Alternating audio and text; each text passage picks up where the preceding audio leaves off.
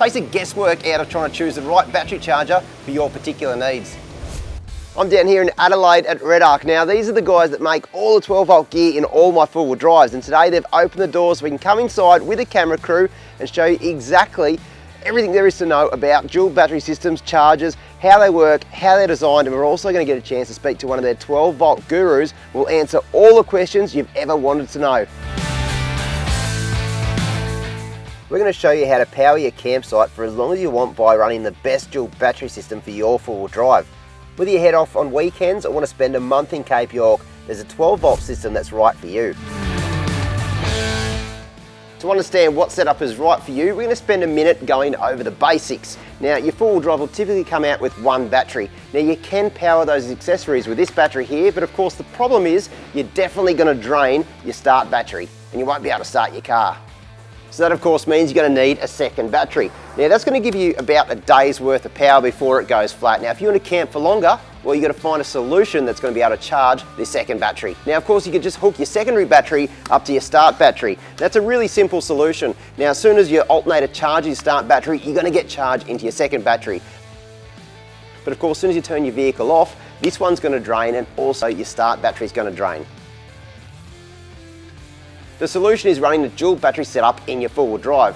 Now, a dual battery charger is basically the link between your start battery and your secondary battery. Now, your secondary battery will get charged when you're driving the vehicle, and when you're back at camp, it'll isolate it from your start battery so you don't drain this one. In front of me here, I've got three different types of dual battery chargers, and I'm down here at REDARC to show you exactly how they work and which one will be best suited for your particular application. Now, they all operate in the same basic principles in that they will charge your secondary battery, but not all of them will be right for you and they might not work with your four-wheel drive.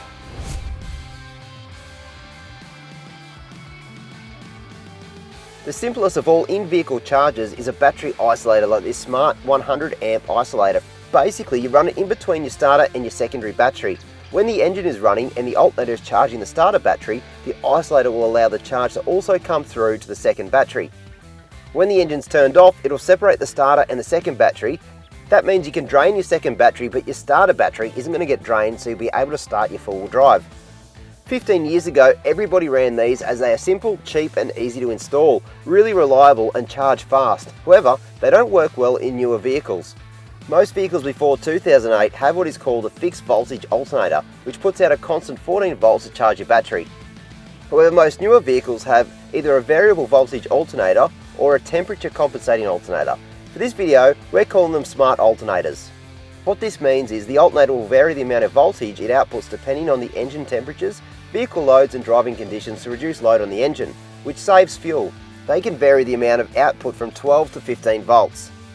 Most isolators will turn on and off depending on what sort of voltage supply they're given. So this one in particular will turn on once the volts get to 13.2 and will turn off and stop charging once it drops down to 12.7. Now, if you're cruising along the highway and you've got a smart alternator, they might cut the voltage back down to about 12.5, which means you're not going to be getting any charge to your second battery. Now, the problem is you're going to be running some accessories off your second battery as you're driving down the highway. That's going to discharge your second battery. You could find that even though you've been driving down the highway for a few hours, you'll get to camp and you will only have about half the battery life of your second battery left. Not sure what alternator your four-wheel drive has? Well, to help you out, the guys at REDARC have a very clever system on their website that will show you what alternator your four-wheel drive has and what battery charger will suit it.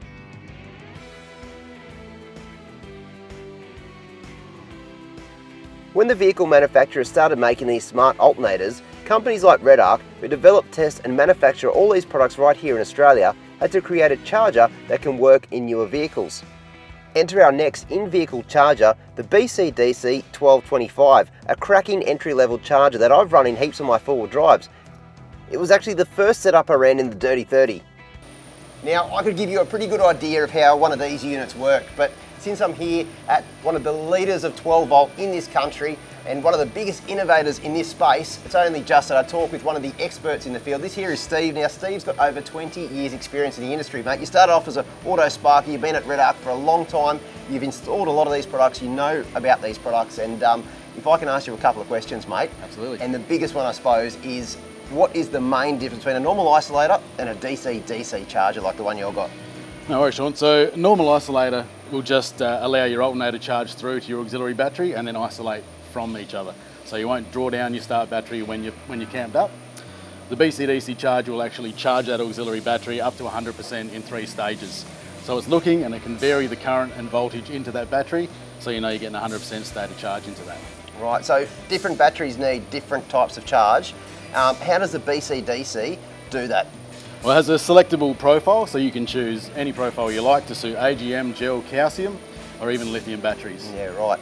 So basically, it'll do all the hard work. You can just set it to the batteries you've got in your 4-wheel drive. It'll look after those batteries and charge them the way they need to be charged, so you'll get the most out of your batteries. That's right, so it's set and forget basically. Until you change batteries, you might want to try a different chemistry. You've gone with calcium, that took a high voltage. Now you've gone down to AGM, you'll need to decrease that voltage. So change the profile on this, and that'll cater towards the charge profile of that battery. And then again, it'll future-proof you. If you want to put in a lithium battery later on, this will do that as well.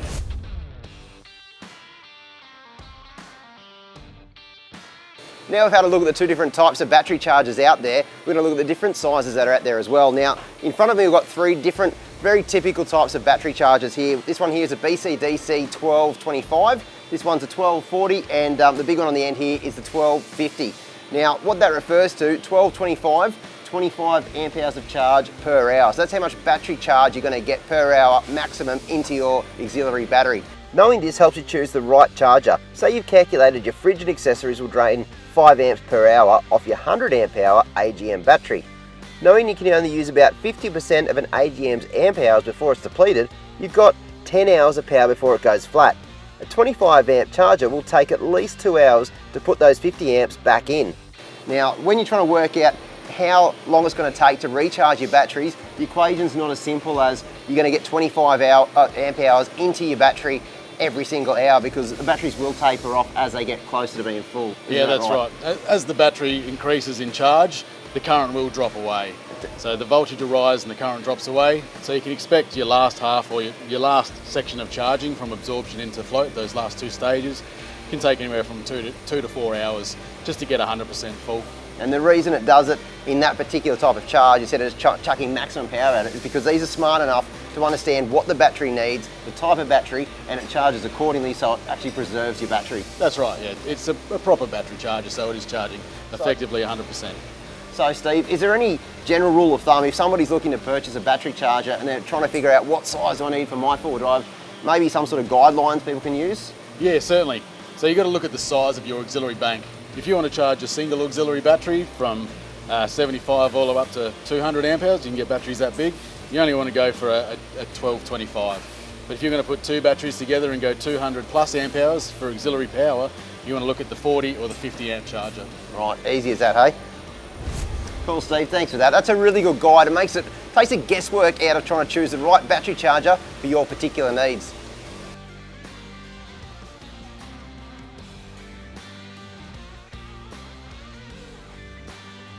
You know, it doesn't matter how many auxiliary batteries you have, the key to staying out in the bush for longer is solar. You see, to boil it down, a solar panel will harness the sun's energy to charge your battery so you don't have to start your vehicle. On the 79 I have a hard mounted 150 watt REDARC solar panel, and in the 80 I've got a solar blanket in the back for extended stays. The basic portable solar panels you can get can be attached straight to your battery. However, for a neater and easier way to get solar to your batteries, you can get a DC-DC battery charger that accepts solar input as well as alternator input. All of these REDARC chargers have a built-in regulator. The reason you need a regulator is that a solar panel provides too high a voltage to connect directly to a battery. Solar regulators take this input from the solar panels and convert this to a safe output voltage to charge a battery. In good sun, a 150 watt solar panel could be pumping in around 8 to 10 amps into your batteries while you relax at camp. And better yet, these chargers here have a REDARC innovation called Green Power Priority, a feature that will always use any available solar panel and work together with the alternator to provide charge required by the battery. For example, if your vehicle has a BCDC 25 amp charger and is running the solar panels and they're providing say 10 amps, the BCDC will only demand 15 amps from the vehicle. This reduces the electrical load on the vehicle. Having a well thought out solar system means you can leave camp when you want to, not when your batteries run flat and you have to.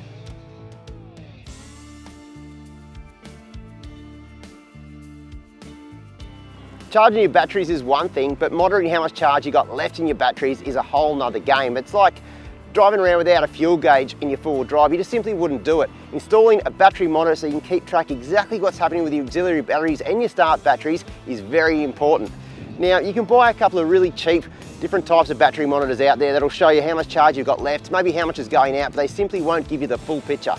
What I reckon is the best bit about the Manager 30 setup in my 80 is the display panel here. It's just like the dashboard for your four-wheel drive where you can measure engine temps, fuel levels, etc. I can see how much charge I'm putting into the battery, how much charge is left, and how fast I'm using the battery power. This means I'm not guessing or risking it staying in the bush for too long. I know exactly when I need to pack up or plug the solar in.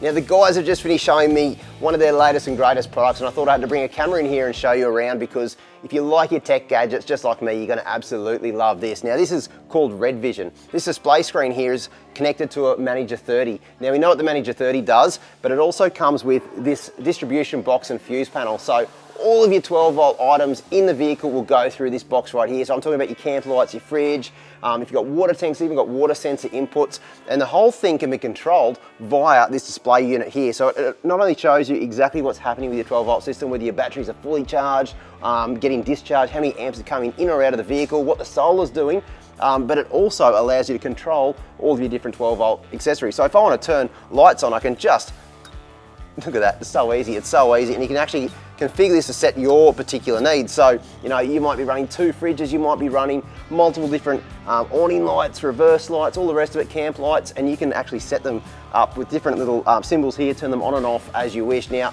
the really cool thing as well is it's also got an app. So you can be sitting down in your camp chair, and if you want to flick on your camp lights because it's starting to get dark, you've had a few beers, bang, turn them straight on. You can check your fridge as well, make sure it's nice and cold. There's so many different features of this, and the best thing is you can customize it to suit your particular touring setup. I really think this is REDARC innovation at its absolute best. It's so good to see an Aussie company leading the charge when it comes to everything 12 volt. Now I've been using these products for well over 10 years in all my four-wheel drives in all the different terrains around Australia. And I've always thought, what is the technology that goes behind the scenes to make those products what they are? Now, as soon as I got the invite to come down to the head office at REDARC to see for myself, well, I had to check it out.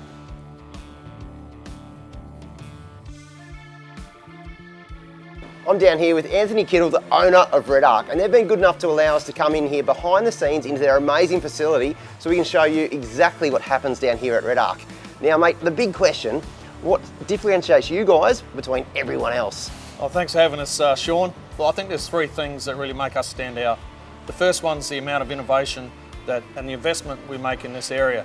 We've got 70 engineers and technicians working full-time in R&D. That really sets us apart from our competition. The second one is our quality. All through the process, there's quality control built in, and the amount of testing that we do to guarantee our products can survive in any environment is unbelievable.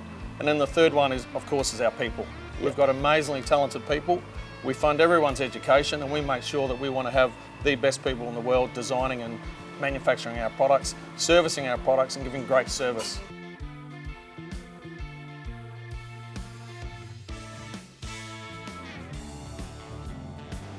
While I've been down here at REDARC, I've been absolutely blown away by the scope and size, exactly what happens down here at the head office. Now this right here is the assembly and production room.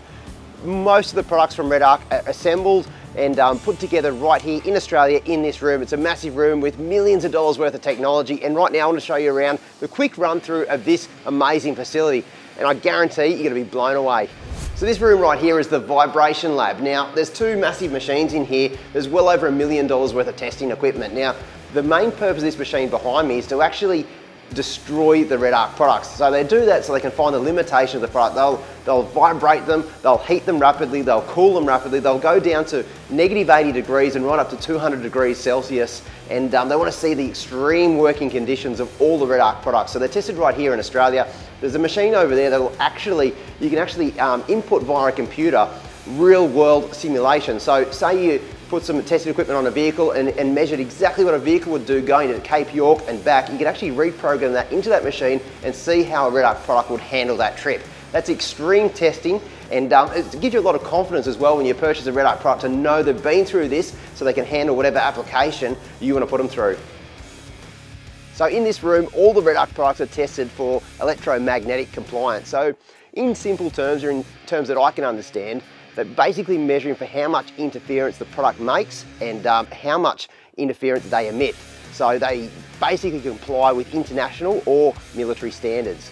It's a pretty intense little room, no radiation or radio frequencies can come in or out of this room, and every single product is subject to this type of testing. Now, the reason why REDARC go to this level of testing is because they want to be sure that every single product that leaves this facility is engineered to a standard whereby it's not going to interfere with any other electrical products.